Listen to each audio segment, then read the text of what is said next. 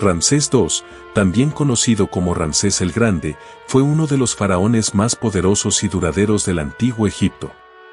Gobernó durante más de 66 años, desde el año 1279 a.C., en una época en que Egipto alcanzó su apogeo en poder, cultura y grandeza. Desde el comienzo de su reinado, Ramsés se mostró como un líder imponente, decidido a expandir el imperio egipcio y a dejar un legado que duraría siglos. Su ambición y habilidad militar lo llevaron a enfrentarse a los temibles hititas en la famosa batalla de Cadés, en una guerra épica que se convertiría en una de las más grandes hazañas de la historia.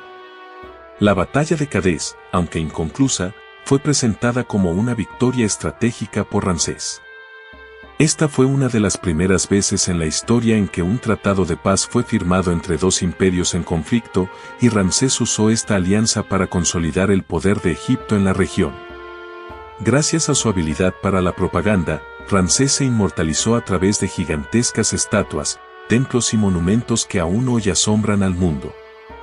Su imagen, esculpida en piedra, adornaba templos como el de Abu Simbel, donde inmensas estatuas del faraón miran hacia el horizonte, mostrando su poder y divinidad. Este lugar no solo era un recordatorio de su grandeza, sino también un mensaje para cualquier enemigo que se atreviera a desafiarlo. Además de su faceta militar, Ramsés II fue un líder apasionado por la construcción. Bajo su mando, Egipto vivió una auténtica revolución arquitectónica, construyendo algunos de los templos y monumentos más impresionantes de la historia antigua, incluyendo el Ramesseum en Tebas y el vasto complejo de Abu Simbel. Ramsés también fue considerado un dios viviente, y su pueblo lo veneraba como a una deidad. A través de su influencia, se erigieron cientos de estatuas en su honor, y su imagen fue asociada a la fuerza y la inmortalidad.